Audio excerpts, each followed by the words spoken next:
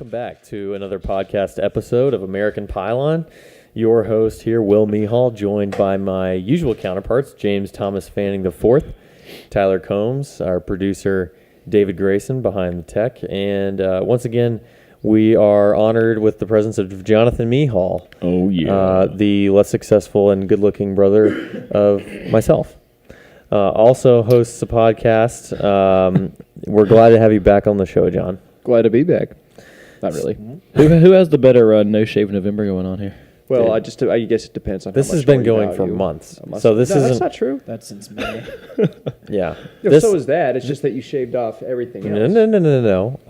I had this kind of stubble, which is a 5 o'clock shadow, and then I started the mustache in November, in the first week of November. Well, This is 4 weeks worth of productivity. This is a much more amicable argument than we had off camera. well, before you're we normally started, up at 6:30, so it's not a 5 o'clock shadow. Here we go. We're getting All right. the intimate details of the Mehall household here. What does what time you get up have to do with Yeah. what shadow it is? It's a lot. You ever read a sundial? That's what I thought. Yeah. All right. Fair enough. Well, we got a lot to talk about. First of all, we're going to touch a little bit on the UGA versus Georgia Tech game.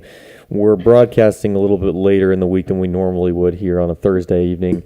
But we do have a couple things we want to talk about. And then we want to look ahead, obviously, to the big matchup, the SEC championship against Alabama. And then John is going to kind of walk us through the rest of the college football playoff landscape. As most of you know, we pay attention pretty specifically to Only. we are told teams outside of the SEC are going to make the college football playoff. It doesn't sound right, but I guess we'll see on Sunday. Yeah. They tell us there has to be other conferences and teams involved, so that's what John's here for. But before we get into all that, I want to give a shout out to our partners at In We Go.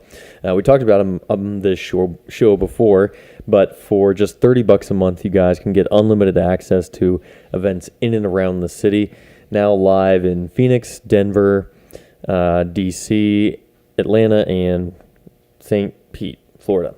So if you're like us and like going to sporting events or different Comedy brewery shows. things, be sure to check them out. Plug in the promo code Pylon into the promo box for $10 off your first month at In We Go. So be sure to check They them have a out. tailgate party for the SEC championship this Are you guys Saturday. going to that? No, because it didn't include alcohol. Yeah, all That's non-alcoholic beverages. It's in Terminus It's lame. 330. 30. I don't even know where Yeah. that is. There's a Dog Days watch party at Sport and Social. Tabernacle or Sport and Sport and Social. Social. What's it? Sport and Social. One of the two. I saw think one on it's- social media that was also at Sport and Social. I think there's one at the Tabernacle because that's real close to the stadium. That is Dog Days. Yeah, You're Dog right. Days Yep. does a very good job. So I prefer to watch either at the game or somewhere where I can control the environment. Tyler, Totally you guys were agree. talking about Have that you guys watched earlier. a game at the Tabernacle? No. I didn't know that's Last they did time I that. saw that they did it was the national championship. Tyler and I were there. That's pretty cool. Yeah, Well, we weren't at the Tabernacle. we were watching at it. the championship. Yeah. I was actually at the Tabernacle this past Oh, I weekend. saw that on Facebook. Who'd you see? Fonseca. They are a fun. Colombian band. Oh, neat. How about So no English for 2 hours, but Very multicultural. yeah, it was fun. I went with the girlfriend. She had been a big fan of them since high school, That's and cool. the music was good though. So I mean, even though I didn't understand it, they had a good beat. And it was pretty cool. So I'm the same way with like Post Malone or any other guys. I just don't understand the words. Is it but the beat's 6ix9ine? good. I don't really understand what they're singing either, but Yeah. catchy tune. So, no, it was fun. But let's go ahead. Let's start talking about UGA versus Georgia Tech. An absolute butt kicking here, which I am so happy to see. I don't know about you guys personally. We know that we have this game every year at the end of the season, and everybody wanted to make this a narrative and say like that Tech had won the past couple that they had at Sanford Stadium. Like that was how they were going to make this relevant. But I think everybody was pretty confident coming into this game that it was going to be a beating, a pretty sound beating, which it was. So let's start off and talk about the offensive side of the ball. We didn't see much slowdown. The offense played exactly how I think we all Yeah. expected.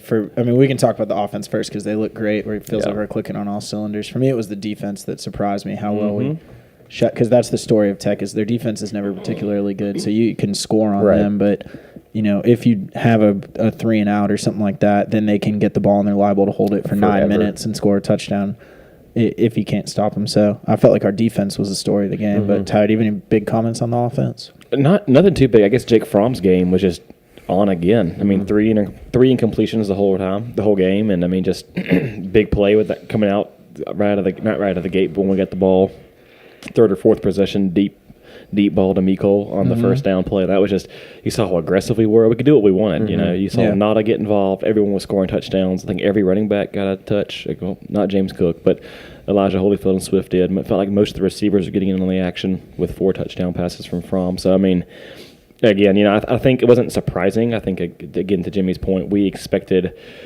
seen this, you know, leading up to, since the LSU game, our rushing attack has been on point. And then Jake Fromm was still in that sweet spot of pass attempts per game. That's funny when we brought that up on the podcast. 16. It's like like clockwork when you see it when he's got like the less than 25 attempts or whatever. Money, yeah, he's on. Which is so yeah, but into Jimmy's point, I guess moving on from the offense, which is, I mean, exciting to watch, explosive plays. You know, you can watch those highlights all day, but I think the more surprising and encouraging piece was seeing how well the defense played. I mean, DeAndre Walker, Jonathan Ledbetter. I mean, those guys were playing out of their minds. They were just you know, they were reading that funky high school offense very well. Shop in the back. Yeah, I mean, it really just feels like, because it's with the difference of how our defense looks now and the strength of our defense changing from 2017 to 2018, it really just feels like it's a Kirby thing. Like Kirby, it's almost like Kirby versus Gus Malzahn versus Auburn's offense. Same thing as Kirby versus Paul Johnson. He just seems to have it figured out. All that window dressing that those teams seem to do and seem to have and on the sideline. I'm sure. I know a lot of it has to do with the Joes in the field and the speed we have and just how we out recruit. But we just seem to have that scheme. Yeah, I mean, playing against the well. option it's a lot of, as long as everybody does their job. If you're the more talented team, you're going to win. Yeah. So I mean, that's just discipline. Which that's my biggest takeaway at this point in the season is seeing how well the defense seems to be gelling and everybody seems to be pretty aware of what their role is and good at doing it. We don't have guys making mental mistakes because we can't have any basically against Bama. Yeah, I mean, it's tough because it's such a funky offense to take a. That's the worst. To take a break from maybe that spread, even I guess power hour or whatever, or pro style offenses to get ready for this one game, such an anomaly. That's difficult to take away your focus from what you're going to be playing Alabama this week, potentially the best team. That's frustrating, but again, it's encouraging to see that we play disciplined football, and I think the biggest scare, I guess, for me, at least on the offensive side of the ball, was when Holyfield went down early. I don't know if you remember the guys. It was like in the first drive. Yeah, it was very quickly. I think maybe the third play in, and it wasn't a contact thing. Yeah. There wasn't a ton of contact on that play, so I was worried about his knee. Yeah, that scared me because my one thing for this game, so long as we were in control, like it seemed we were, was get out without injury, especially on the offensive side of defensive side of the ball, really, where we're thin and the way the option offense works is a constant chop block getting hit below the waist. So that's just one thing you always worry about, and luckily that was really the only big scare we had besides Robert Beal and that cheap shot that definitely was targeting that. And then they overturned it. He was dancing around like a punk on the sideline. Yeah, that pissed me off. Which was hilarious. If I'm going on a tangent of what a little brother program that joke by Coke is, because, and I think we all agreed, like, we never think about Tech. We don't care about Tech. They hate Georgia. They're consumed with it. Tech, as a little brother program, gets rings if they beat UGA that season, which is just pathetic. So, like, we don't get rings if we beat Florida or vice versa, So that just kind of puts you in your place where you are. And when you're celebrating that much, when your targeting call gets overturned, that to me tells me just, kind of where your program is, which is obviously leading more into that. We were discussing off air or off camera that Paul Johnson also was just fired after the ass whooping. Another casualty of the Kirby Smart revenge tour. Yeah, so continued from 2015. So that was fun. And then just that, and then I guess maybe the most sick during that game was that kickoff return. I mean, it made me. I didn't think I could get that mad at Tech, but it infuriated me because like that's all you can muster. And it was the first one all you get to be allowed to have returned on us. And I guess to look at that, I guess the one weakness almost was Rodrigo. I think his first kick was out of bounds or to the 30. They got on the 35, and then that one he allowed to have returned on us. To be fair, in the SEC championship, that's going to be played inside. Yeah. So it was kind of a cold, rainy game. So if he can continue to kick it out of the end zone, I don't even know who returns kicks for Bama, but I assume it's a former 5-star athlete. Yeah. So I'd rather than not be returning kicks. That's fair. I'm okay with touchbacks, and if he can just line up and boom it out of the back of the end zone, I'm okay with that. But yeah, all in all, very impressed with the defense. Offense did what we thought they should do because as they have been trending, they kept that. They kind of kept that up. And then special teams, I guess that gave us something to coach on, which is nice. Keeps you humble. So but it was definitely frustrating watching that touchdown. So I'm right there with you. It just sucks because it's like that's such a to me a fluky thing. Well, it was funny when it was happening, and I almost like forgot it could happen, which sounds spoiled, but like when I noticed he got past quite a few red shirts, I was like, oh shit! Like, there's really not going to be anyone else that's going to be able to get to him. And sure enough, and it kind of was that sick feeling of like we could do nothing there. Yeah, it wasn't a blown coverage or something. What if Rodrigo had run him down and like stripped the ball? I was hoping just adding to the legend of Goggles. I did. That would be cool. I did appreciate DeAndre Baker's late attempt to almost pull him down on the one. DeAndre Baker's fast. He's a baller. Seeing him coming from behind everybody and catching up was pretty cool. Yeah, I was hoping Rodrigo would kind of add to his legacy there, but as former kicker and same as producer Dave, that's a tough thing to do, to run down some guy who has 40 yards of steam ahead of them. Running past you, and you're a lowly kicker that isn't typically very fast. I'd be looking side to side, just trying not to get my head taken off from a block. So that was an aggravating play, but all in all, I mean, you just look at the box score. I mean, you see UGA 14 in the first half, second half of 24, third quarter 7, and then we just called the dogs off. Really, after half. That was pretty much total domination. Yeah, when we had Fields come in, which and again didn't really, it was kind of just handing off the ball, which I understand. You're still preserving some stuff and not risking injury, but yeah, I mean, really, we played half a game. I guess we're going to talk about Bama, but from what we saw of Fields, I guess where I stand right now is I don't feel like we're going to get Fields for a whole series in the Bama game. If we haven't seen it yet, I don't think we're going to. But I wouldn't be surprised if we do have some plays up our sleeves that we haven't shown all year. I can see that. And we'll put him in to do more than just run the ball. But this narrative of, he's going to come in and lead entire drives, and I don't think that's going to happen. This is Jake Fromm's team. We're going to live and die with Jake Fromm. Which I feel pretty good about. Yeah, I mean, after the LSU game. Exactly. Since the LSU game, that ass whooping that we took, he has been on fire. I mean, I think they said he's a perfect QBR, NFL QBR score or whatever, or quarterback score rating on third down since since LSU. Wow. So, I mean, that'll be one of the keys, obviously, to continue that. But, Fromm has been on it. And I think just from when we've seen Fields touch on him as a whole, I guess, was it versus UMass even when he came in? He had that one rollout play, threw it, dumped it off, and then after that it was just kind of take a sack. And it didn't look pretty, even versus a lesser opponent. So I agree with Jimmy. I don't think we're going to see him. I think he has the ability. I don't think we're going to see him turn loose in a game so important versus the absolute best defense we'll see, regardless of the rest of the games all year. He does have that deep ball accuracy we saw against UMass. So we've got the receivers out there to get a little separation. So I would see him.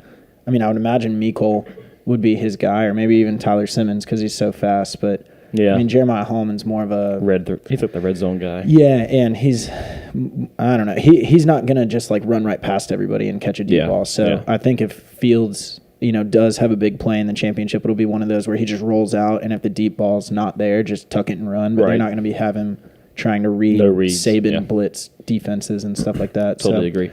I think it's like we're either going to see him throw a 70-yard touchdown or he's just going to run like 4 times for 8 yards. I don't think there's going to be any sort of middle ground. Yeah, where they're opening the whole playbook to him. Yep. Well, we're going to go ahead and start talking about the upcoming SEC championship. But before we do that, I want to give a shout out to our friend Ed Freeman at State Farm. If you're like us and you're accident prone, then you're also like us and you seek out the best coverage. And that's why we all rely on Ed Freeman State Farm for all of our insurance coverage needs. So I've said it before on this show, and I'll say it again. Ed Freeman is clearly the best agent in the state, if not within the entire NCAA faithful viewing party.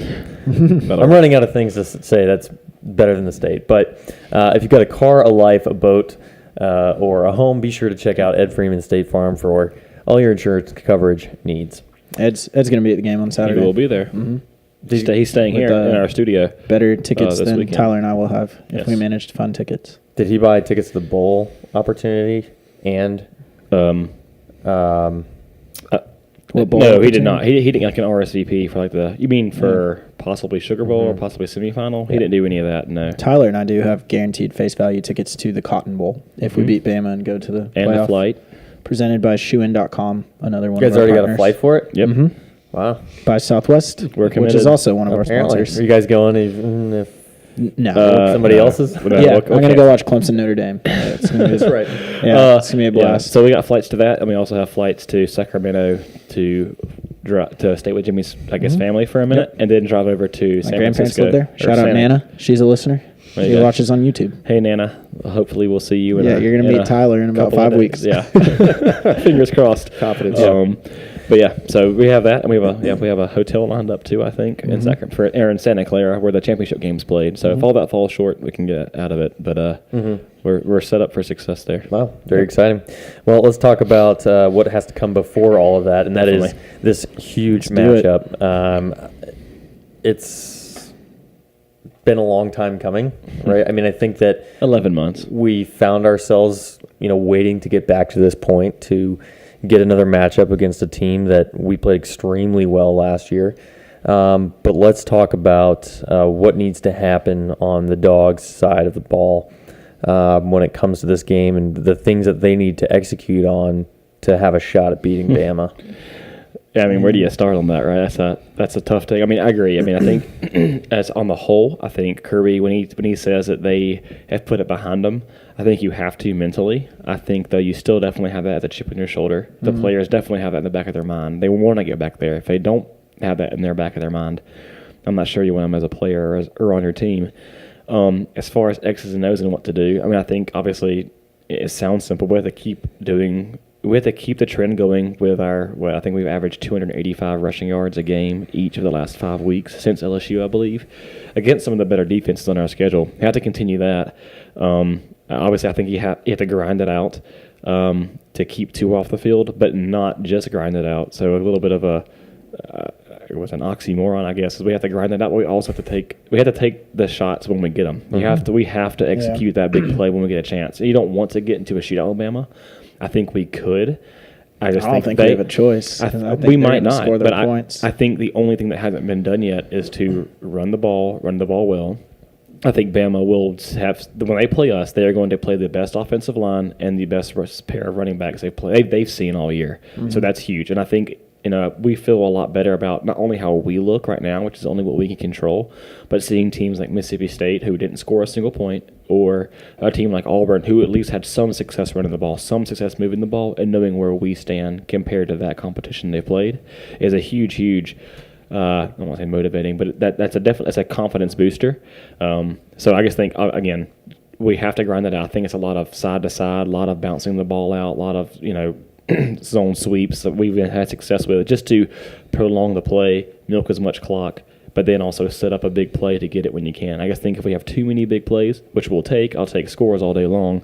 I guess think if we get into that, Bama has the clear advantage of getting into shootouts or just scoring points every year. So, and just to let everyone know, I mean, I think what it is Bama has the average margin of victory of 35. The average margin of victory is 35 points a game, and the closest, and I think no one has gotten closer than 20 points. So the spread's 13.5, 13.5, yeah. So they're giving us a great. It sounds funny at 13.5. It's basically 2 scores. I mean, they're giving us a great compliment by saying that we're going to be the best they can, that they play all year. Yeah, but we should be. It's going to be tough. I mean, that's just on the offensive side of the ball, I guess, is what. Yeah, for me, I feel like if you're game planning on our offense, you're going to have to, like you said, take shots, because I think if you're Kirby Smart and you're Mel Tucker and you're looking at their offense, you're going to have to say realistically they're going to score points. So we're not going to beat them 13-10.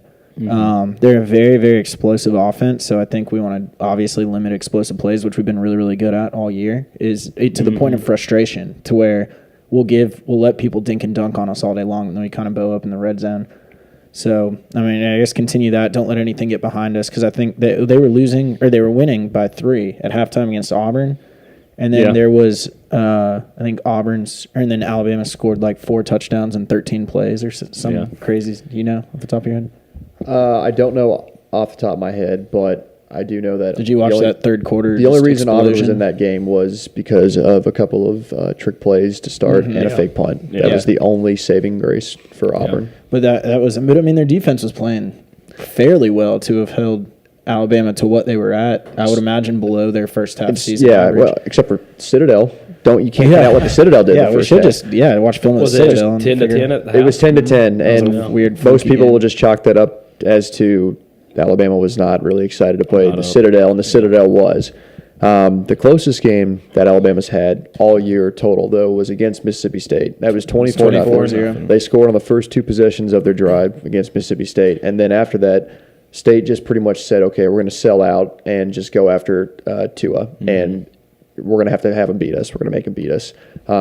Nick Fitzgerald couldn't do anything for Mississippi State on offense. They could muster nothing, but Tua took 4 sacks that game in the second half, I think, and then just a bunch of pick too. Threw a second pick. So I think Mel Tucker is going to have to basically dial up some blitz packages and say we're going to make Tua make some mistakes. I think we're gonna be pretty frustrated because it's going to be like you have to get after Tua, but then don't give up the explosive play. So I guess you're going to have your corners and your safeties deep, and then you're going to be blitzing guys, which is going to leave the middle of the field wide open. So I think they're going to have some chunk plays where they don't score touchdowns, but we're going to be like, oh, how's that guy so open in the middle of the field? And I think that's a little bit by design because we're hedging our bets a little bit by saying, well, if we can't get to him, at least we're not going to give up the touchdown. And you can't do that forever, so we may have to adjust on the fly. But I think at least I hope, trust our offense enough to score the points that we feel comfortable taking those shots. Because if we just go super conservative and try and out Bama, I don't think we're going to be able to do it because they're the same old Bama defense they've always been, and now that they went and got themselves a Heisman Trophy winning quarterback. Georgia's got to stick to its roots. We saw that they did do it against LSU. Yep. They made Jake Fromm throw the ball, over 30, 35 times that game, and look what it did for them. They couldn't get a run game established. So I feel like it's hard to run. I feel like we're going to have to pass to open the run a little bit. I wouldn't be surprised if we came out throwing some dink and dunk type stuff. You're going to have to establish it, but if you're getting 2 yards of carry and Bama just knows, okay, well Georgia's gonna have to pass the rest of the game because we've already beaten the run game down.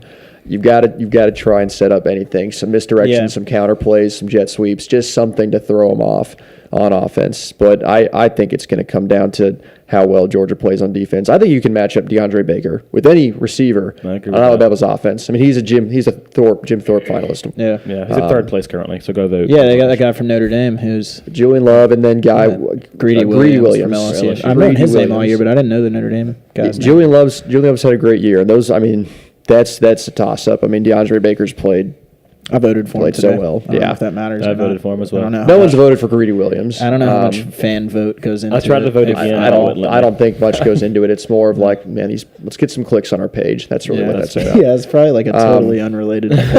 Yeah. I don't think they're doing something. Yeah. They should do that for the Heisman. You know how great that'd be? I had to put in my social security number, but I voted. No big deal. But yeah, I think DeAndre Baker can cover anybody that needs to be covered. So Mel Tucker can line him up anywhere, and then after that, I mean, it's Eric Stokes, who's a freshman, who's taken over for Tyson Campbell, or a redshirt freshman. Yeah, he's not a freshman, but he took over for Tyson. So I mean, that's a tough spot to put a redshirt freshman corner in up against a guy who's probably going to win the Heisman Trophy. But I mean, you've got to hope that Baker shuts any receiver for Bama down, and then you get some help from DeAndre Walker, whether it's in a blitz package or.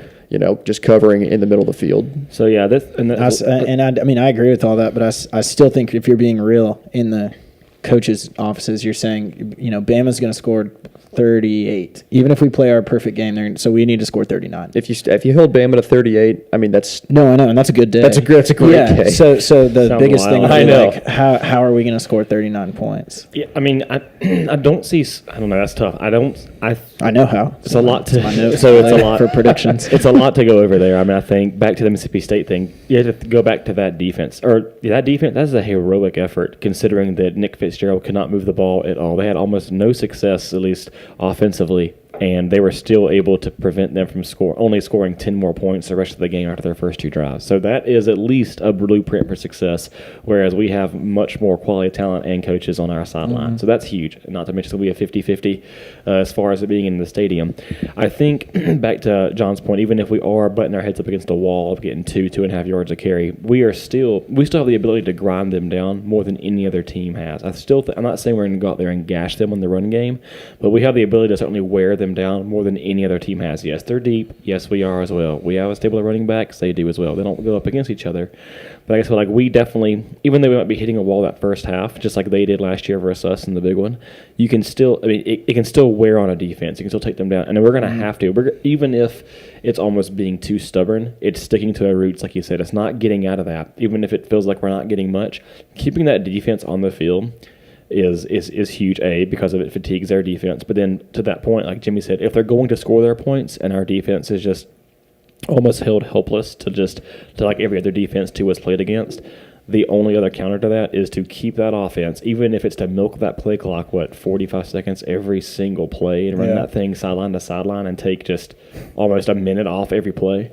Then so be it, and string those into some successes and hit a big play here and there. Yeah, I mean, that just scares me because that's what we did in the second half against Bama last year, and it all fell apart.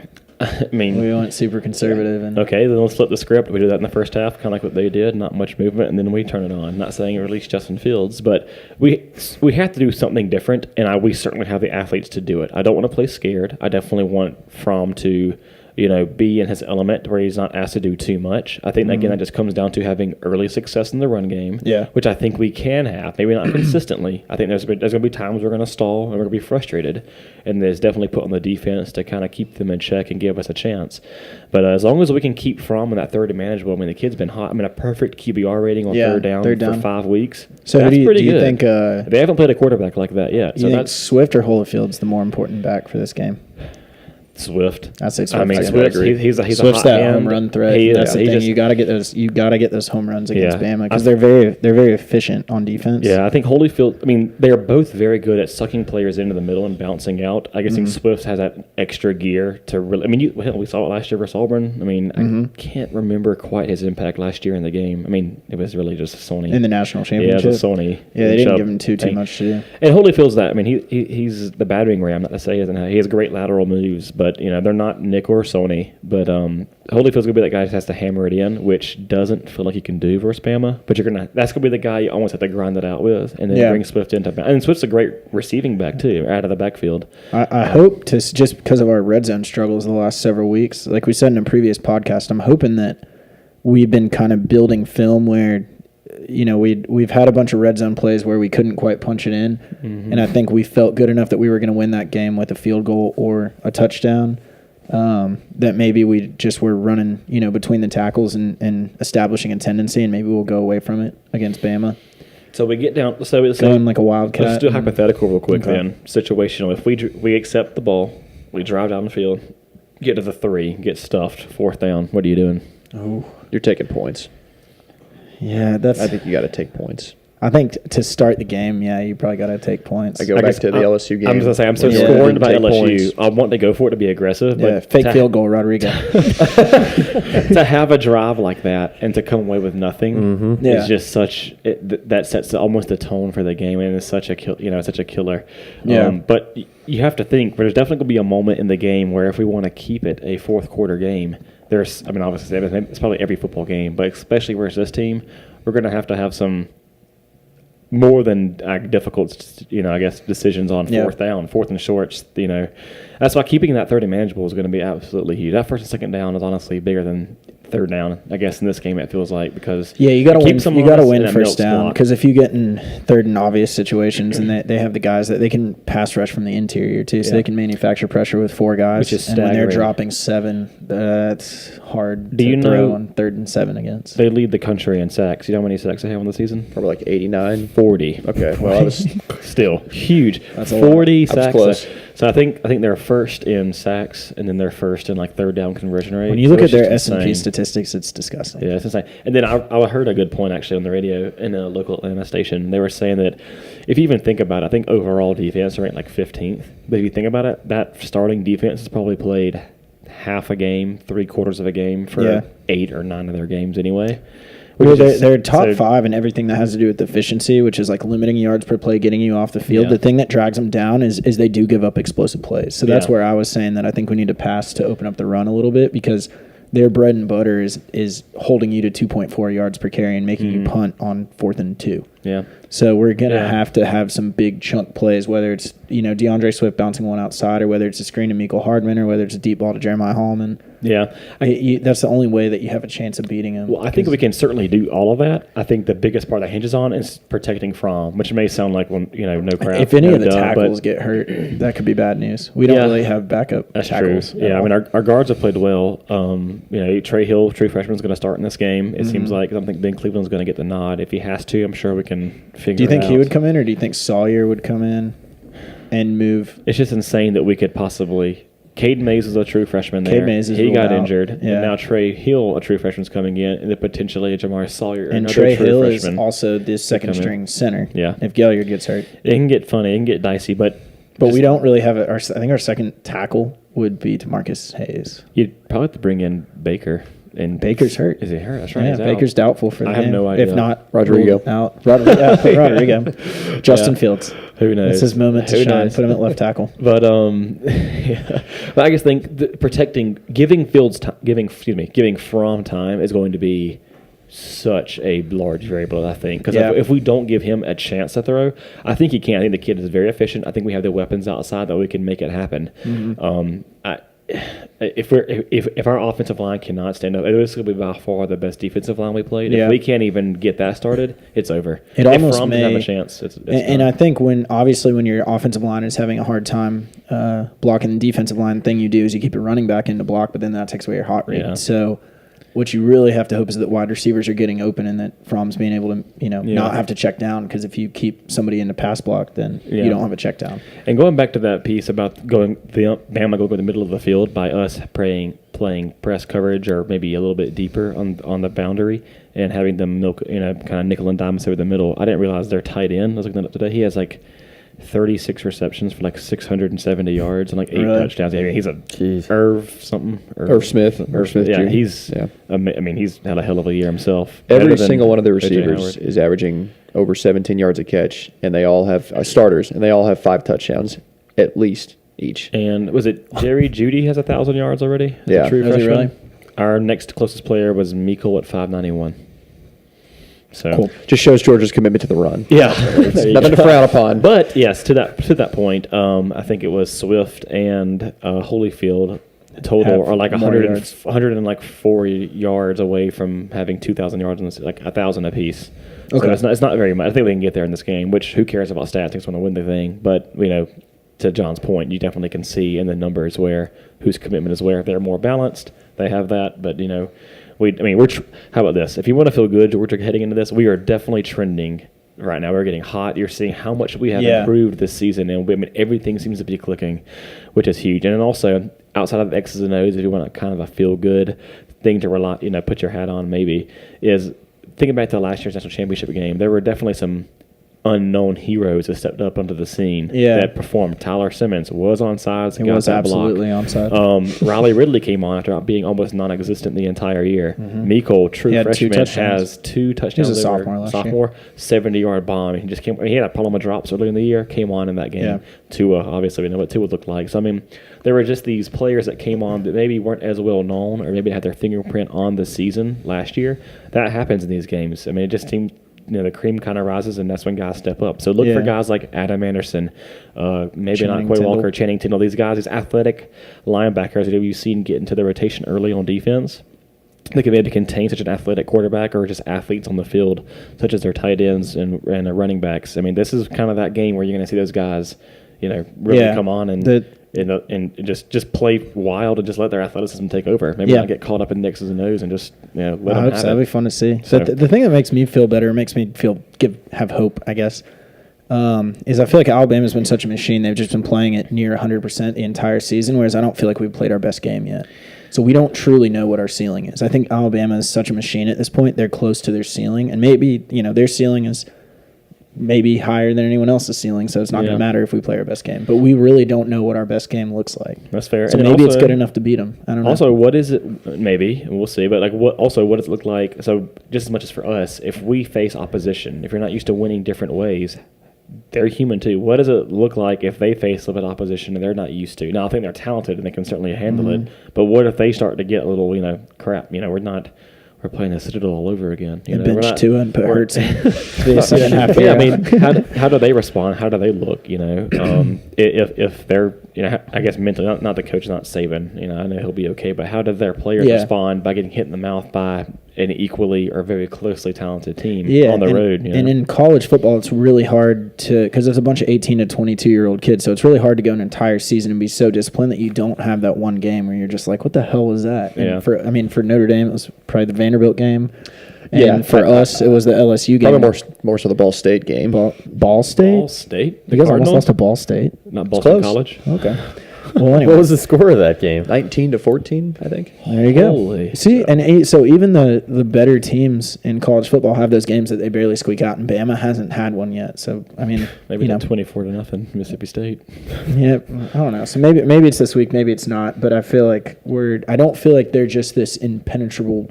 They're definitely not. Whatever that they're beatable. It's having a team that's talented enough and disciplined enough to expose their weakness. Discipline for us may be questionable. We'll see. I don't think we've killed ourselves in penalties, but we're going to see if we can execute consistently enough. to hang with these guys. That's one more big, I guess, bullet point I have is that I think third down. If we can get them to third and longish, keep them at third and longish. Yeah, that's going to be big because one thing about their offense, they're much more likely to score touchdowns than field goals. But I think a big part of that, from what I've kind of heard and read, is because they don't really trust their field goal kicker. They're 13 and 18, Yeah, so if it's, say, they're on the 22-yard line and it's 3rd and 9, and, most teams would maybe just run like a safe play and then take the points, they're going to go for a first down. And trust their defense. Trust their defense if they don't get it, but they don't trust their kicker to give up a third down just to maintain field position. So if we can win on those plays, I think their kicker's liable to go out there and miss a 34-yard field goal. Well, hell, he did it last year. He did it in the national championship. Yeah. It's a different guy now. But you're gonna hear that 2nd and 26 all the time. Even if they have a 2nd and long or 3rd and long, that's all you're gonna hear is, he's done this before in the same building versus the same team. That's all you're gonna hear. Well, only for 10 seconds till the ball snapped. Yeah, and then maybe we flip the narrative. When we hopefully get there, that's probably all you're going to hear. It's a good way of looking at it. I think it all comes down to flipping the narrative, like Jimmy said. So, a lot to look forward to this weekend. Yeah. Do you guys want to do predictions and then look at the wider landscape? Yep. All right. John, what's your prediction for the score of this game? 34-31 Alabama. It's going to be that close, though. That's fair. Tyler? 35-31. Bama? Yeah. All right. I'll pick Georgia all season, so I'm not stopping now. I'm going 41-38 Georgia. 41-38. 41-38. I think it's going to be a higher scoring game than either of y'all are saying, and I think it's going to come down to a last-second field goal attempt. I don't know whether it's going to be Rodrigo making it to win or Bama missing it to not force overtime, but the last play of the game is going to be a field goal attempt. Okay. How about that, Will? I'm going to say 38-42 Bama. Okay. So what is that, by 4? So we're all under the spread, so take the under. Yep. Oh, yeah. Georgia's going to cover big time, I think. 28-14 Bama. You only have a scoring 14 points? What? And them only scoring 28? David, no. That's going to be a very Producer boring Dave doesn't have a mic tonight. Do you want to know what we only have 4 mic spots. We average 40.1 points a game. We allow 17.2. Stats don't matter in this game. I don't know about that. Stats always matter. Yeah. They tell a story. Except when they say Georgia's going to lose, then heart is all that matters. Well, grit. Anyway, this plays out. I think it's going to be a really exciting game. I'm thrilled for it. I can't wait to be cheering on the Dogs. You guys. Hope I'm wrong, but you guys are still on the hunt for tickets, right? So your eyes, full heart, can't lose. If any of our listeners out there have access Georgia to forever. tickets, people are still looking. So give us a shout. But we'll be cheering on the Dogs either way. But I want to talk a little bit about teams outside of this SEC championship matchup and bring John more into the conversation here. As some of you may know, John and I are Notre Dame fans, grew up as Notre Dame fans. We said at the beginning of the season that Notre Dame could throw a wrench into this whole thing, and it looks like they might. So looks like they did. Unless they managed to lose their non-existent conference championship. Yeah, I was like, speaking of, where are you guys watching the conference championship game at for Notre Dame?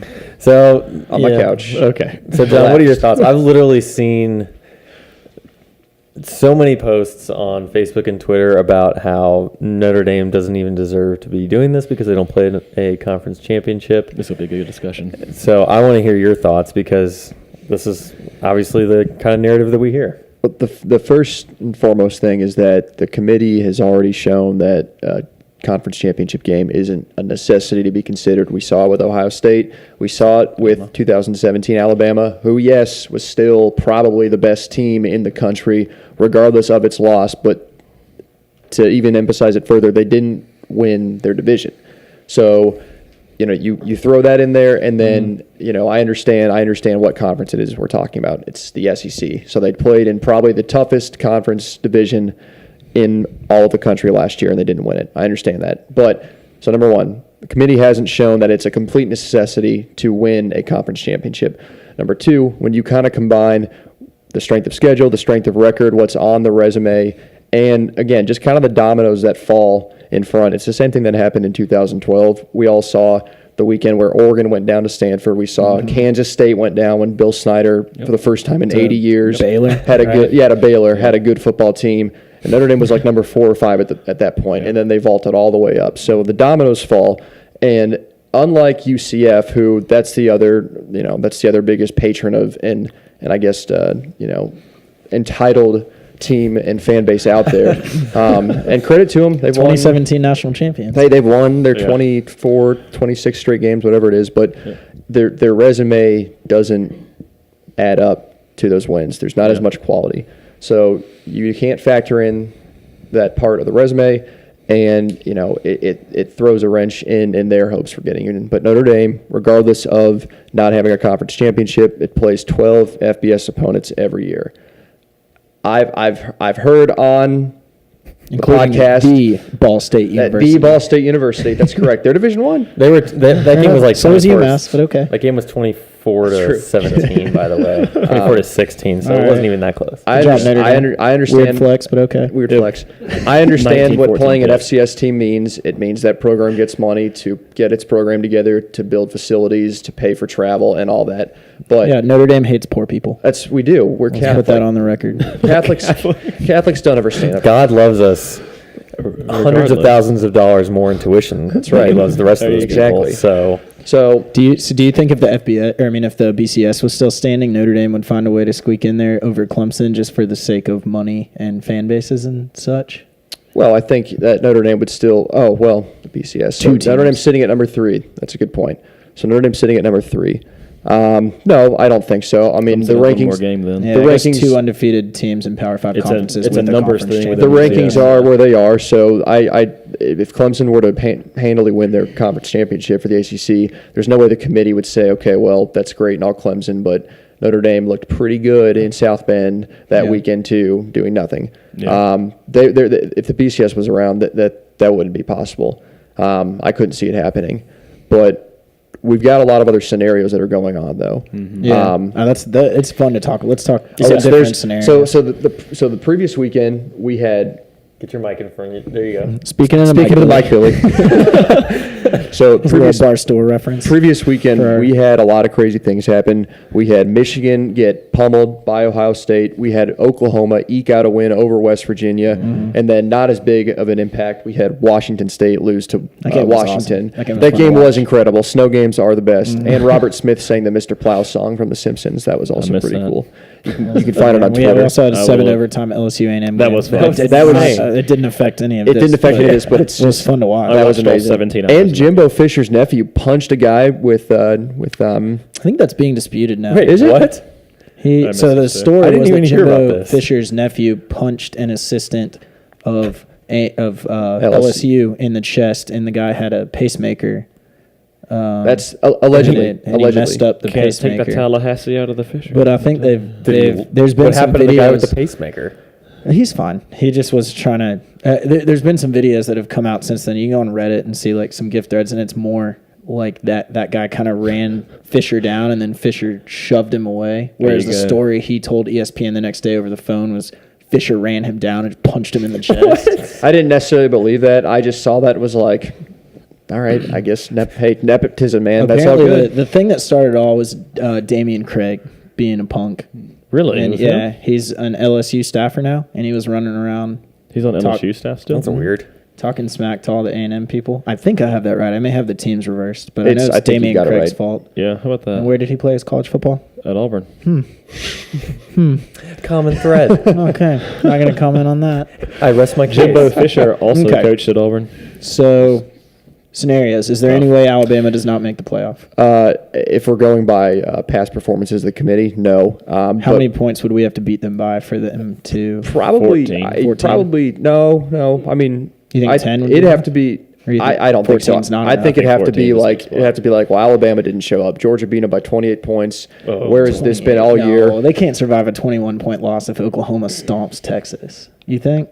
Are you talking about Alabama beating Georgia or Georgia beating Alabama? Georgia beating Alabama. I'm saying how bad do we have to beat Alabama for Alabama for them to get in over Oklahoma beating Texas? I understand. Okay. Yeah. So you've got a 12-1 conference champion. You've got Big 12. You'd have to. I mean, if Alabama loses by under 17 points, I think they're still getting in. Really? You think 17 is the magic number? I'd say 14. I'd say 14 also. Yeah. I think that's what Oklahoma did to them in the Sugar Bowl in 2014, and it felt like an absolute ass whooping. Yeah, but it was what? Sorry, Mom and Moms. 42-28, I think. It felt like it was just a stomping, and it really, you go back and look at it, it wasn't. It's just, it felt like it because holding that offense, stifling that offense like that just feels like it, which I think is fair. If you're going to praise them that much, then if they're even held to that little, it should work for you that way. You shouldn't have to hold them to, 20 points less than you, 17 points less than you. If you can do that, I think it should definitely slide both ways. So it's kind of somewhere between opinion. 14 and 17 I think points so. for Bama. So and then Notre Dame is in no matter what. There's no way they fall out. Correct. And so Clemson, assuming they beat Pittsburgh, stays at 2. Do you think if they lose to Pitt, they deserve to not make it at all after a 12-0 season? I think. There's such a talent discrepancy there. I think you could make that argument. Yeah, that if they can't beat Pitt, they've had probably the easiest road to the playoff of anybody here. Their schedule hasn't exactly been daunting. I'm looking at it right now. Their strength of schedule, I mean, it isn't bad. Their strength of schedule sits at number 49. Notre Dame's is 36th, Georgia's is 25th, Alabama's is 58th. So that rounds it out. Alabama, when you look at it, has actually had an easier strength of schedule. Their strength of record sits at 1 because of their wins against. Who's number 1? Do you have the entire list pulled up, or are you just looking at the playoff teams? I've got the entire list for strength of schedule. Yeah. Let me do a control find, folks. That's fine. Does that go up after they play Georgia? I did Excel. Yeah. Does that go up after you play your opponent? So after they play Georgia, will their strength of schedule move up? Or correct. So strength of record. I'm pretty sure is based off of your opponents and your opponent's wins on their schedule. Mm-hmm. Strength of schedule is just after you play. Correct. Okay. So strength of schedule 1. Texas A&M had to play Bama, LSU, and Clemson. It is not Texas A&M. They're 19. Like a weird. Oh wow. I number 1 is not in the top 25 of the college football playoff. Okay. That's probably why. That's probably why. They lost a bunch of games. You're dumb. Don't schedule that. The only 2 teams in the top 25 rankings for the playoff that have a top 10 strength of schedule is Texas at 8, which I somewhat believe, and then Iowa State at 4, which I also kind of believe. I feel like Iowa State's always playing just gauntlet teams, and they're Iowa always State's due for the giant killer of the Midwest. I love Iowa State. So, Iowa State is the Cleveland Browns of college football. They're just kind of fun to root for. They're everybody's quasi second team. Yeah, but they win. Sometimes they go beat somebody good. But the Browns do? They did that at all this last year. This year, yeah. Okay, so we digress. Okay. So scenarios. So if we just chalk it out to... But wait, who was number 1? Did we say who was number 1 in the strength of schedule? No, it's not on there. He's got it. My numbers aren't expanded that greatly. They're not, the number 1 strength of schedule team is not in the top 25 of the college football playoff. You had one job. My one job is to talk about the landscape. Go ahead. We're listening. So escape it. If you go ahead and say chalk wins, so Alabama beats Georgia, Clemson beats Pittsburgh, Notre Dame, Ohio State. Yeah, so now you got Ohio State, Oklahoma. Mm-hmm. If those teams both win, I give Oklahoma the edge because they are beating the opponent that they lost to earlier in the season. Yeah. Ohio State is beating a greater opponent. A much greater opponent. Number 21. Correct. So. And although Pat Fitzgerald won Big Ten Coach of the Year, it's still not as great of a win as it would be over a top 10 Texas team. Totally agree with that. So I think that's that. That's pretty straightforward. Let's look. What about Georgia loses? Georgia loses by 3, 4, 7. They're not. Georgia's. I don't. Even if Georgia loses by 40 points, they're not falling any farther than 6 or 7, and they'll probably get that spot in the Sugar Bowl. I'm saying Oklahoma loses. Georgia takes Alabama to the wire. Oklahoma, and Ohio State both lose. Does Georgia stay put at number 4? Does UCF sneak into that? So we're saying that Ohio State, Oklahoma lose. Georgia loses by 3, 4, 7. So basically, 4, 5, and 6 all lose. 4 has the best loss and a close loss. Is there any argument for us to just stay put? They all have 2 losses, including Michigan, who doesn't play a game. There is. I think there's definitely an argument. I don't think UCF is going to get that respect for playing Memphis as their conference championship game. That would be crazy, though, if we lost to them by 3 and then immediately rematch them. That's the thing. I think politically, or however you want to put that, whatever bucket you want to put that in, is within in 30 days, Bama is going to stay at 1 because they're not going to drop for winning the game and going undefeated. We're not going to move up from 4 by losing our last game. So we're going to be the very next game in 30 days. Yeah, and I just don't think TV wise and stuff. Which that's where it gets political. I can't see them wanting that. But at the same time, like if they're not going to show that conference games matter, you almost have to erase the emotion of that as well and say these are the 4 best teams. So well, and the next team with 2 losses is Michigan, but they don't play. Yeah, because and it's the same committee that would not be okay with leaving us at 4 and having a rematch is probably okay with bumping Bama to 4 and potentially having a rematch when it preserves Bama's position. Well, we would never bump to 1. I don't see us bumping to 1. Oh, you mean like a potential rematch in the national championship? I think that would be okay because that has to happen first. Whereas Bama, they would be placing that. And then, I think that makes it exciting for us, obviously. I'd love to play Notre Dame in the playoff. That'd be a ton of fun. I'd love to see that. I think the wildest thing I think this is crazy. I didn't even think about this till today. You're going to have, let's say we beat Alabama, and let's say it ends up being Clemson number 1, Notre Dame number 3, or number 2, excuse me, Georgia number 3, Bama number 4. You're going to have 3 conferences you have 2 conferences in the semifinal, and they both belong down here in the Southeast. So you're going to have 2 SEC teams, an ACC team, and a non-conference team. Yeah, that's just that to me almost screams expansion because they're going to be like, here we have 5 conferences, we have 2 in there. So that's the thing. That's the only thing I think could keep Bama out of it would be the pressure to not have it so self-contained like that. I just don't see a way Bama can be out, man. I mean, because that's all emotion driven. There's ways Bama could be out. I mean, it's not realistic. But if we like we said, 14 points is the magic number. To me, I don't know. I mean, I agree. I think we did agree on 14. Let's say on average, what is that? 15 and a half. 15 and a half points. So let's just say that. I don't know how we score half a point. That's our hook. Yeah, I believe in Kirby. What would be nuts? Is if Alabama lost, Clemson lost, Ohio State lost, and Oklahoma lost. So basically, the top 4 would just the top 4 would basically just be flip flopped. It'd be Notre Dame at 1. Well, no, I mean there'd be a case for Georgia to go to 1, but I guess if you just think about, let's just shift it up. It could be Notre Dame at 1, Georgia 2, or vice versa, and then Alabama 3, Clemson 4. So you would see a Georgia jersey swap. You could see a Georgia Alabama rematch. Yeah. After the SEC championship game. I bet you if that was the case, though, they would maybe put. Oh no, you think? I don't know if they would do it. I could see them putting Bama at 4 for the sake of matchups. For the sake of matchups, but then right? It's would they want to hedge their bets and say, they could guarantee a Georgia Alabama rematch in the semifinal, or risk a Georgia Alabama rematch in the final. Because I can't imagine they want a national championship. But you got to think if Clemson loses, they're losing to Pittsburgh. If Alabama loses, they're losing to number 4 Georgia. So I don't think you find a way. In that scenario, you had Oklahoma and Ohio State losing too. That's correct. That's literally everything. Anything that could happen. Because if either of those 2 won, there's no way Clemson maintains their spot after losing to Pitt. So that's the Armageddon. Yeah. That is the Armageddon of playoff situations. And the thing about Order 66. Order 66. There you go.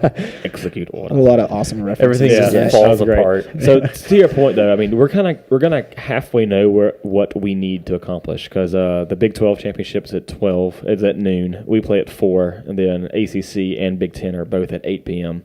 So we'll kind of halfway know because we'll have taken care of. I mean, if I was Kirby though, I would try to not let the players know what I would try and say. This is our game. None of this matters. Win and you're in. Don't rely on other people. But I would treat it. I wouldn't mention it. I would just.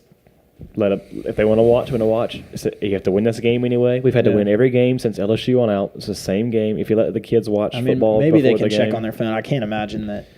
I wouldn't put an emphasis on it. I would just say before the game, Kirby's letting that's kids true too. We're probably stretching, doing the walkthrough. That may be true. I mean, but Kirby himself does recruits 30 minutes still. So who knows? I don't think either team can host recruits on a neutral field. No, you can't. I don't think you can. Kirby's all in. You have to get there on your own. But yeah, I mean, I kind of agree with John. The ultimate chaos would be pretty fun there to see almost. That would be crazy. I would love it just because then the committee would have way more thinking to do and be like, well, you're paid. Well, I don't know if they're paid to do this, but assuming you're paid to do this, I'm really glad that your job's miserable now because you did kind of a crappy job, leading up to this point. Back to Notre Dame, though. See, the committee is almost probably rooting for Georgia to beat Bama by less than 10 because that makes their job easy. Then it's the top 4 just with the ranking shuffled. If Georgia loses and then Oklahoma and Ohio State both win convincingly or squeak by, in a similar fashion, that's where their job could get kind of sticky.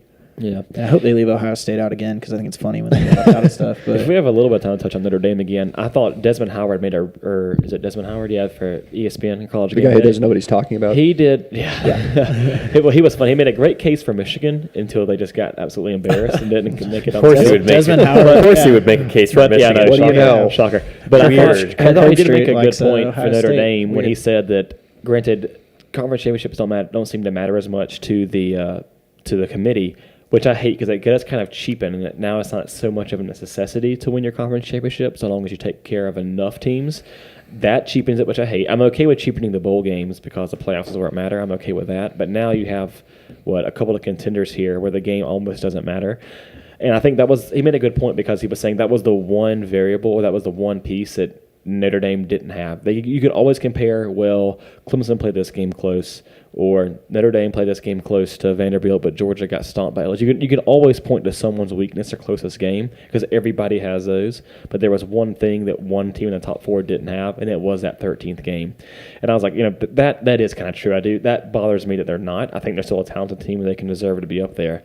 I just think year over year over year, that's definitely going to grow stale. And I wish, and you're not going to force Notre Dame into a conference because there's money and a lot of politics there and everything, and that's fine. It doesn't benefit them at all. But I almost wish Notre Dame would schedule they would have to schedule a Power 5 team, even if it ended up being Indiana, another one or something. You're talking about for a 13th game. I've thought about it. I've thought about that. Okay, there could be a requirement where it's okay. Well, you're going to have a Week 14 game. Notre Dame. You may not be in a conference, but schedule somebody that's available. 5. Yeah, it doesn't have to be. I'm not asking to go schedule Alabama or Clemson. You'd have to schedule another independent because you couldn't schedule a Power 5 without risking the fact that they'd be in their own conference champion. So like BYU, Army, BYU, Liberty. There you go. Something, Ball State. Something, right? Because it's just Ball State twice in 1 year. It's just unfair. That's asking very too much difficult. of the Fighting very Irish. difficult. That's a very close in-state rival, Muncie, Indiana. Tensions are tough between the cities of South Bend and Muncie. I guess and maybe that wouldn't wouldn't do much for going far to say, oh, whoop-de-doo, you're playing another team. But at least you have that 13th. It's almost one thing for Notre Dame to say, no, we're doing that. We're making sure we're not sitting idle. We had just many buys to every contender, and it's almost been a contingency. Like if you made it 12-0, or if you're ranking in the top 4, this game is almost like a yes or no if you make it that far. It gets silly, and that's kind of a wish list. I guess that was a very good point to say this is the one team that has, again, you can compare close games, this bad loss to that bad loss, but there's one thing Notre Dame definitely doesn't have that all these other contenders do, and that's one more game. To be fair, I think Notre Dame's counter argument to that would be that they won 12 games. Typically, the formula for getting into the playoffs is win 12 games, and most teams do it by winning their conference. But Alabama might have to win 13 to get in, and they might not even do that. And so we just said there's going to be a scenario where Alabama might have to win 13 games and the last one by at least 14, right? Or not lose by at least 14, and it might cost them. Don't you think that's a little cheap? Mm-hmm. Yeah, no, I agree, but I think the last one I'm saying. I guess where thank you for agreeing. Notre Dame is such a polarizing fan base, and they bring in so much money though to this conversation.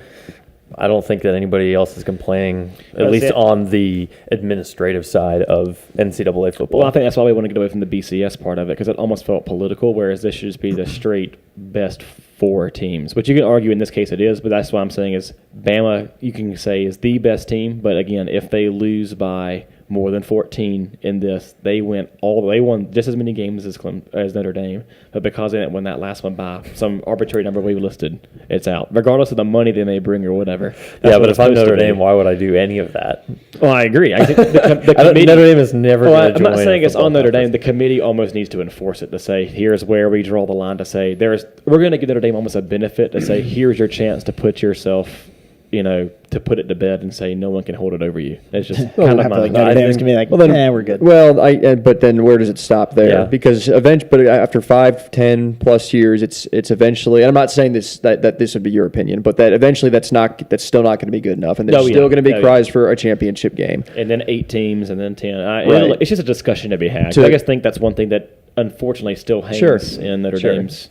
To put some more of the numbers in perspective, number one, the Pope roots for Notre Dame, and he's infallible, so that's a huge piece that people don't take into the equation. Yep. Number two, they've got the most wins against Power 5 opponents, 10. So when you look at their schedule, they've got 2 teams that they've played. I think it's Ball State and Navy that are not Power 5 opponents. Okay. So they're tied with Alabama for the most wins against top 25 playoff-ranked teams. That's 4. Alabama previously only had 3. Georgia had 2, but then Missouri came into the rankings at 24. So Alabama got that. Tigers. It makes those numbers look a little bit more interesting. Yeah. And Missouri's not a bad team. They smoked Florida. They could have 5 if Bama ends up being it, right? Yeah, one of us is gonna have 5. So That's right.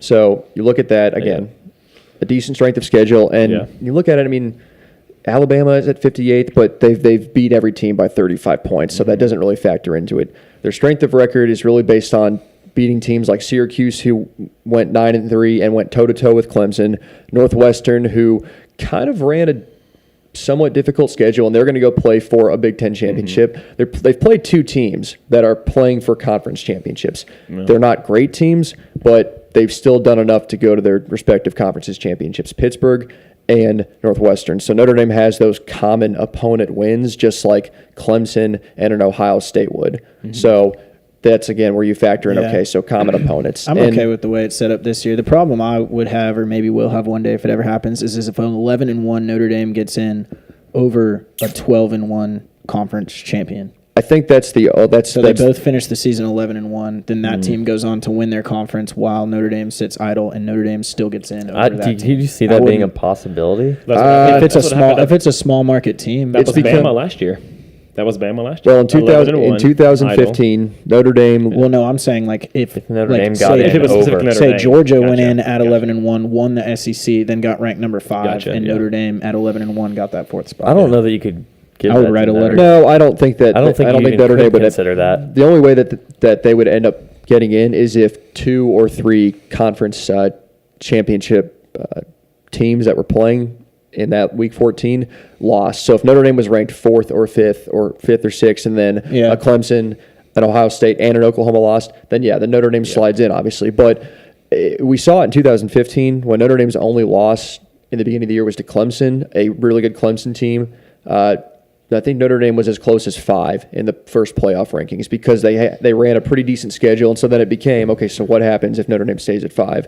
What if a team at 6 wins a conference championship? So there was that then, and then last year, Notre Dame's only loss going into November was to Georgia, who was arguably the second best team in the country behind Alabama throughout the whole year. And then close game. Right, and a very close game. So before Notre Dame had that awful loss to Miami, there was that argument of, okay, so Notre Dame, it was one of those, it was like the NCAA basketball tournament. It was a quality loss type of thing. Yeah. That's the only way that I think you see Notre Dame in the future sneak in the top 4 or top 4 for now, is if it's they lost like next year. They lose to Georgia in Athens by 3 points and then go 11-1, beating 3 or 4 top 25 teams, there could be an argument made. And you'd have to see a team lose their conference championship game. Yeah. But an 11-1 Notre Dame team that has played maybe 1 or 2 top 25 teams, I'll complain. I'll be like, oh, this isn't right. But in my head, I'll be like, yeah, this makes sense. The conundrum of college football, man. So we've got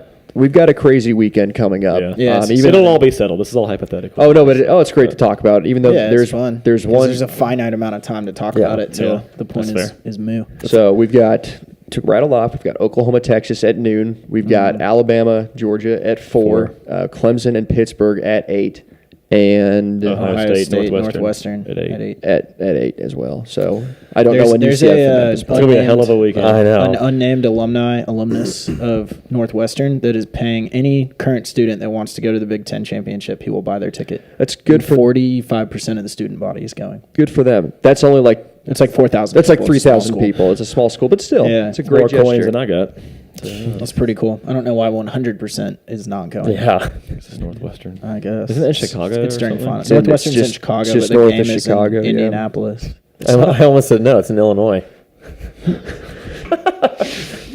And that, I was like this close, and I was like, good catch, Will. Also, I think we should note before we sign off is in the background, and if you see my jersey, Atlanta United is playing in a second leg of the MLS. Five Stripes. In the MLS semifinals versus New York Red Bulls. And if we are 90 minutes or less than 90 minutes away, if we win this game, we go to the championship MLS Cup. Yeah, championship. And just our second year of currently existence. 8-18 on Thursday night. So awesome. If Atlanta United manages to implode, we were at least winning when we recorded this podcast. Also shout out to the Kennesaw State Owls playing the Wolford Terriers Saturday in their playoff game for the FCS. Shout out to Kennesaw State. Is that in football? Didn't Kennesaw play a game at SunTrust Park that went into like 5 overtime? Yeah, Jacksonville State. That was one of the best games I've watched all year. And then Texas A&M and LSU happened. Also, P.S. Brian Bohannon, head coach of Kennesaw State, dark horse candidate for the Georgia Tech job if they're too lazy to get rid of the triple option. Very nice. I heard I hope they get rid of it. Alabama intern Butch Jones is going to be in town for the AC Championship game. Smoke a cigar. He might be doing intern things. Yeah, somebody's got to get Saban his coffee. He might get a chance to interview and bump himself up to. If Butch Jones goes to Georgia Tech, that would it will happen. But incredible. That would be pretty cool. I think they want to get away from the option though. I feel like this is their chance to actually, get some momentum and kind of move towards something a little more. I think Kirby would prefer that they move away from the option because he's gone on record saying he doesn't like having to do this little rinky-dink, outdated offense while we're tentatively preparing for the SEC championship. Hopefully, more years than not. It would take some years. Ask Oklahoma; they almost lost to Army this year. Run whatever Bama's running, so that way, because we expect to play them for the next couple of years in Atlanta. So just hire their OC, or the hell he is, or Kiffin, or whoever. And then, Cliff Kingsbury is going to be the offensive coordinator at Southern Cal. I got an email today saying they'd agreed in something? In principle. The deal is done. Wait, Cliff Kingsbury's going to be... He's going to leave the Texas Tech. He got fired. He got fired, so... Did he really? He didn't have a choice. Or did he retire? He's going to go be USC's offensive coordinator and then Ryan Gosling's stunt double. Yeah, I would say Ryan Gosling, not only did he get cut from... Well, not cut, but just got benched, remember, the Titans in the championship game. He was a liability. He was a liability in coverage. All these girls he's also getting fired. He's also getting fired for a Texas Tech job. I mean, can he do anything right besides look good? Apparently not. I think he's about to star in like 6 football-related movies in a row. Cliff is just going to be... Some guys just can't have it all. Sorry, Ryan. Yeah, but Cliff Kingsbury is going to be... I feel like that offense is going to be fun to watch. With the amount of talent and skill players they have at Southern Cal. Yeah. And then give Southern Cal 2 years, and they'll be back to a 10-11 win team with one loss to Notre Dame. 11-1. There it is. Awesome. All right, we got anything else to talk about before we wrap up? We got a big weekend of college football coming up. Just really excited to watch the games. I mean, it's like torn. It's like when Christmas is coming and then it's going to be over. Then it's gone. It's like you have so excited on this game, and then you're like, that's it. Man, it's like finishing the Harry Potter books. Season's too short. Mm-hmm. It always is, but it's going to be You're so excited, and then once the game starts, you don't want it to ever end. Unless you do. Unless we're up by like 6, and then I'm like, God, come on, this cannot go any. I do have one more thing. You got one more? Kirby Smart already has as many 11-win seasons as Mark Richt did his entire tenure at Georgia. And Brian Kelly has as many undefeated seasons as Lou Holtz did. Really? So there's a couple crazy numbers for you. I read there's only 4 current coaches with undefeated. Yeah, that was great. 4 current coaches with undefeated regular seasons right now, which is Urban Meyer, Saban, Kelly, and there's Gene one more. Chizik. Is it Gene? Well, but he's not a current coach. Oh, current coaches. Yeah, active coaches. Saban. Who'd you say? Saban, Meyer. In 2015? Yeah. Well, he did it at... Dabo. What was the question? Did Dabo do it in 2015? Oh, yeah, Dabo. He did it last year. He did it last year. I was going to say Chris Peterson, but he's in the NFL now. Oh, but he did it at Boise State. Chris Peterson's in the NFL? Doesn't he coach the Eagles now? That's Doug Peterson. It's Chris Peterson because he did it twice at Boise State. He's with Washington. With two regular undefeated regular seasons. There's only 4 current coaches with 2 undefeated regular seasons. No, I guess Dabo's only done it once, right? Current coaches with undefeated seasons. Undefeated regular seasons. It's going to take a little long. Two undefeated regular seasons. 2 undefeated regular seasons. Why don't you say Chris Peterson has done it at Boise State 3 times. Okay. Saban has done it. Now Kelly has done it twice. and Urban Meyer has done it. And he's a cheater. God, we're just coming up with all these great little trivia. Yeah. I love it. Do we have any more fun That's it. That's it for me. Kirby Smart's the best coach in there. Follow me on Twitter. Producer Dave, you got any Shovel Slayer, and I'll let you know. You got any fun trivia for us? Not that you could hear. We can repeat it. All right.